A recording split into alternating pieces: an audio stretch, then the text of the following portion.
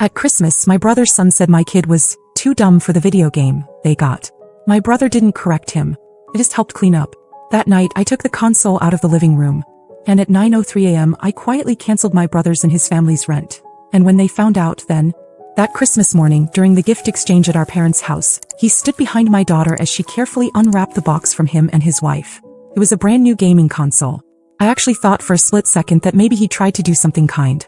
My daughter, Lila, is 10, quiet, modest, and so easily overlooked by louder personalities in the family. She smiled at the box, running her fingers along the picture on the packaging, like she was trying to memorize it. That's when Evan leaned in, his breath close to her ear, and said, "You wouldn't get this game anyway. You're too shy for it. Too slow." Lila froze. Before she could even process it, Tyler, his 12-year-old, chimed in, "Yeah, you just mess it up." It was one of those moments where time stretches. My parents were still chatting over coffee, my mom was passing cookies around, and I was waiting for Evan to correct his kid or at least soften what he'd just said. Nothing. He didn't even glance at Lila. His wife smirked like it was harmless fun. I didn't make a scene. I've learned with them that confrontation just feeds whatever game they're playing. Instead, I gathered up torn wrapping paper and empty boxes, carrying them into the kitchen. I could feel Lila's eyes on me for a moment before she looked away. The rest of the day was a slow burn. Tyler set up the console in the living room like it belonged to him. The controller never left his hands. Lila didn't ask to play. She sat in the corner with a library book she'd brought in her bag, turning pages so quietly you could almost miss she was there. And all the while, Evan acted like nothing had happened. Like the console was some generous gift, not a tool to remind my daughter of where she ranked in his version of the family. By the time we got home that evening, I'd made up my mind. At 9 o'clock, after Lila was asleep, I walked into the living room. The console sat under the TV, wires trailing neatly into the wall. I unplugged each one, wrapped them up, and carried the whole thing to my bedroom closet. I set it on the shelf, shut the door, and stood there in the dark for a long time. That was step 1. Step 2 was coming at 9:03 the next morning, and they'd never see it coming. At exactly 9:03 the next morning, I sat down at my desk with my coffee, opened my banking app, and scrolled to the recurring transfer for Evan's rent. It was the same one I'd been sending for 14 straight months. Same day, same amount, no questions asked. That morning, I didn't hesitate. My finger hovered over cancel for less than a second before I tapped it. The confirmation popped up. This payment will not be processed. That was it. No fireworks. No dramatic music. Just silence in my living room and a weight lifting off my chest. I'd thought about this moment before plenty of times, usually after some small insult toward me or Lila that I brushed off for the sake of keeping the peace. But this time felt different. I'd been there when he and Tyler turned a Christmas gift, something meant for my daughter, into a public reminder that she wasn't part of their little world. And I'd stood there in my parents' living room watching my brother act like that was perfectly fine. By noon, my phone buzzed with the first message from him. "Hey, the rent didn't come through. Send it today, we're already late." No greeting. No question. Just an instruction. I didn't answer. 20 minutes later. "What's going on?" "Then, is this a mistake?" "Then, don't make this harder than it needs to be." I still didn't answer. By mid-afternoon, the tone shifted. His wife started texting me, pretending she didn't know what was happening.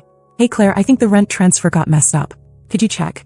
We've got bills due and Tyler's already stressed about the house situation." That one almost made me laugh. Tyler hadn't seemed too stressed when he was mocking my kid in front of an audience. When the text didn't work, the calls started. First from Evan, then from her. I let them go to voicemail. My phone pinged so often that I finally switched it to silent and put it face down on the counter. I'd learned long ago that people like them depend on your immediate reaction. They push hard and fast so you don't have time to think. I wasn't going to give them that opening. By evening, the desperation started to seep through. The messages shifted from "we need it" to "you owe us" to "what will mom and dad think when they hear about this?" And that last part told me exactly what was coming next. They were going to turn it into a family war. What they didn't know was that I'd already decided how far I was willing to go. And I wasn't backing down this time. By the next morning, Evan had widened the circle. It wasn't just him and his wife filling up my notifications anymore. Now my parents were in on it. My mother's first text came in at 7:42 a.m. "Your brother says there's been a misunderstanding with the rent.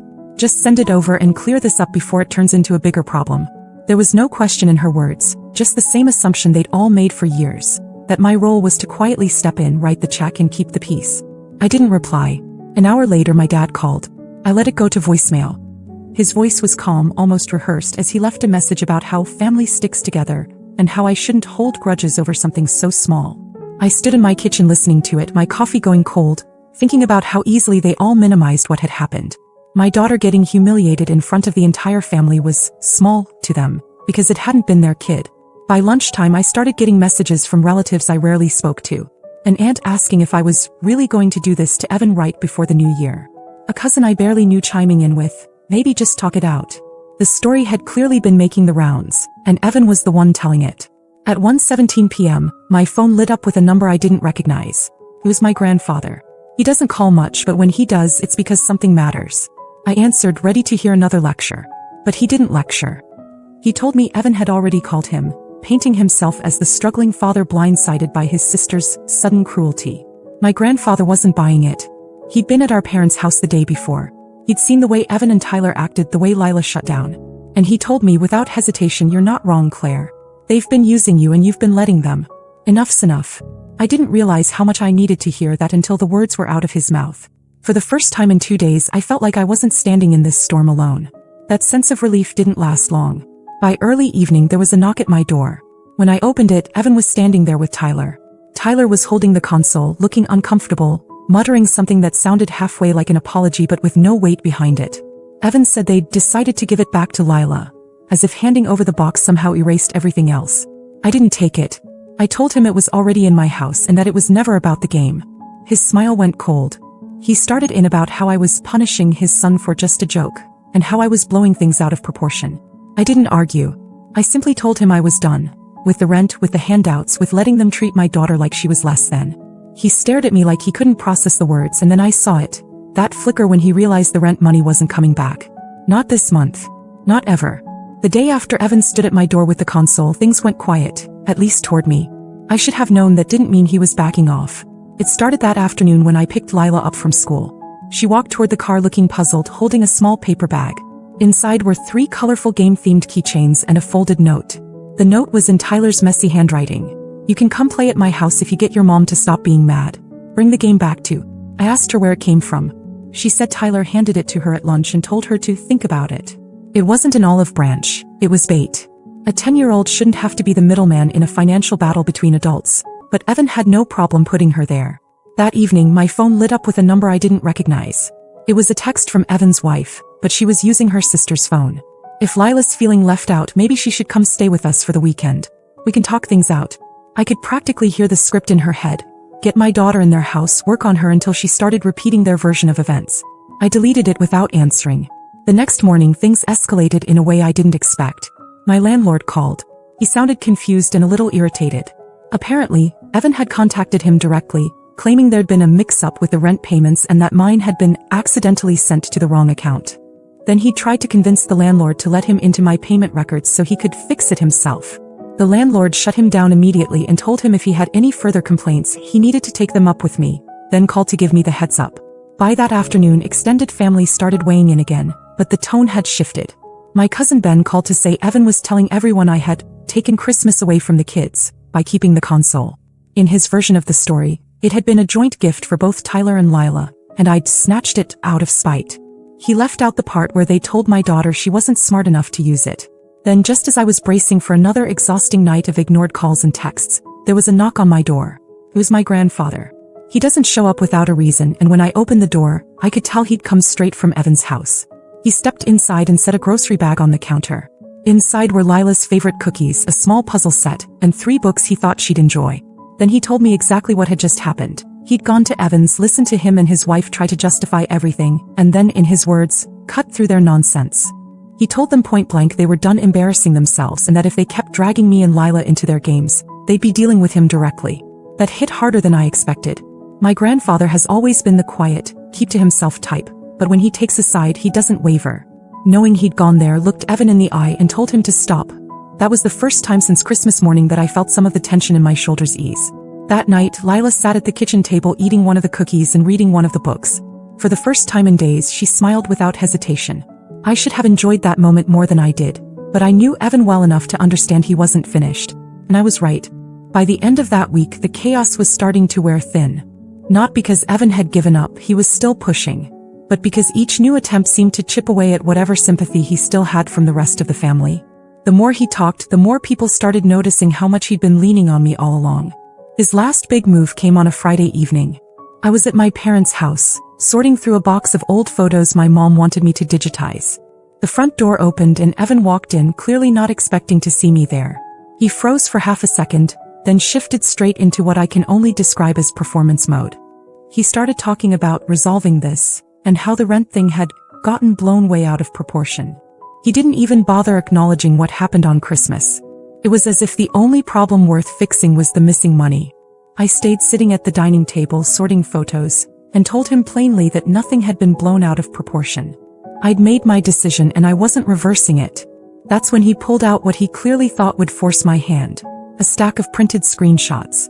They were all messages between us from the past year, every single time I'd agreed to cover his rent or bills. He'd even highlighted parts in yellow like it was a legal case. He claimed it was proof I'd committed to supporting him until he got back on his feet, and that I was breaking my word by cutting him off.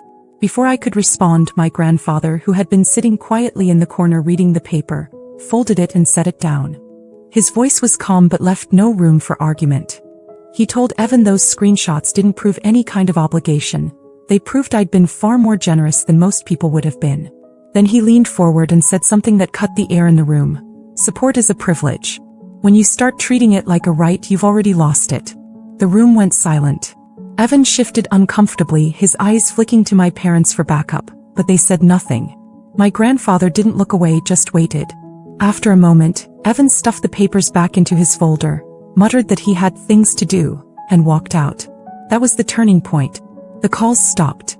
The group texts from relatives slowed to a trickle, and when they did come, they were more awkward than confrontational. It was like everyone had realized there was no reversing this. That weekend, Lila and I finally set up the console. Not in the living room but in her bedroom. We spent hours figuring out the controls, making mistakes, laughing every time we fell off a digital cliff. She kept looking at me with that small smile she gets when she knows something is truly hers. No one hovering over her shoulder, no one telling her she's too slow or not good enough. Evan never apologized. He never admitted he was wrong. But it didn't matter anymore. He understood now that the free ride was over, and more importantly, Lila understood that I would stand between her and anyone, family or not, who tried to humiliate her. The money I'd been sending him each month stayed in my account. The peace in my house stayed in place. And for the first time in years, I didn't feel like I was carrying someone else's weight.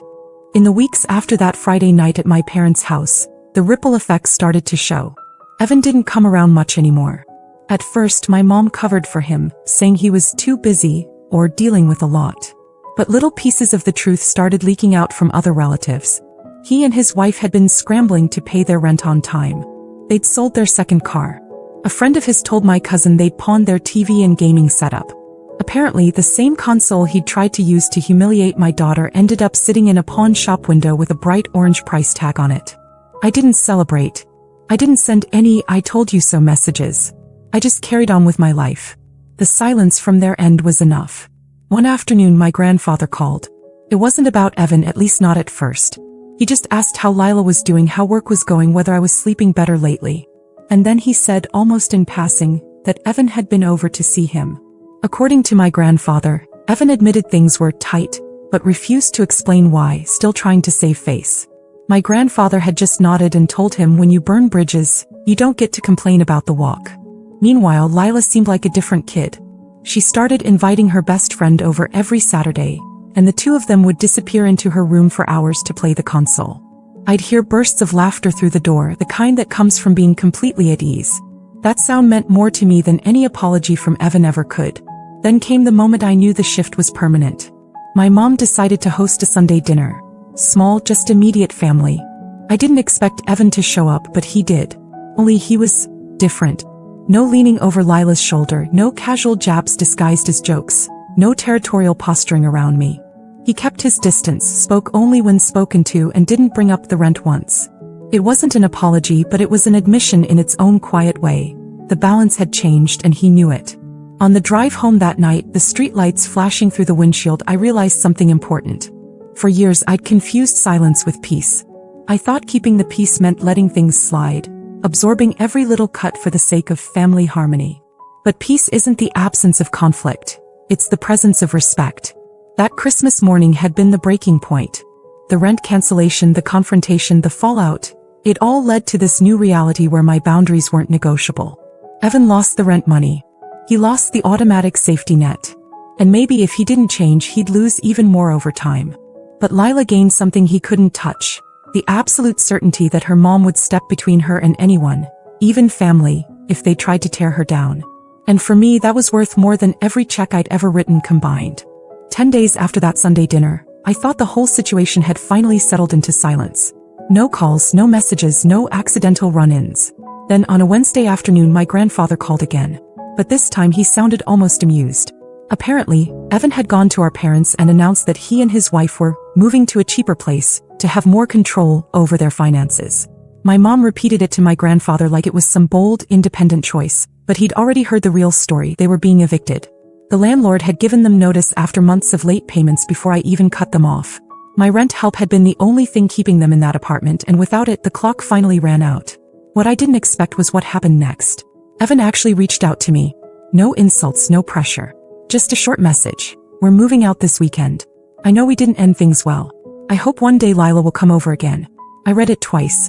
It wasn't quite an apology, but it was the closest I'd ever get from him. I didn't reply. Not out of spite, but because there was nothing left to say. Sometimes leaving a message unanswered is its own kind of answer. That weekend, I drove past their old place by accident on my way to a friend's house. The blinds were open, the living room empty except for a couple of boxes and an overturned chair. The space looked smaller without the clutter, and for some reason that image stuck with me, like all the weight they'd been trying to hide had finally spilled into plain sight. Life on my side kept moving.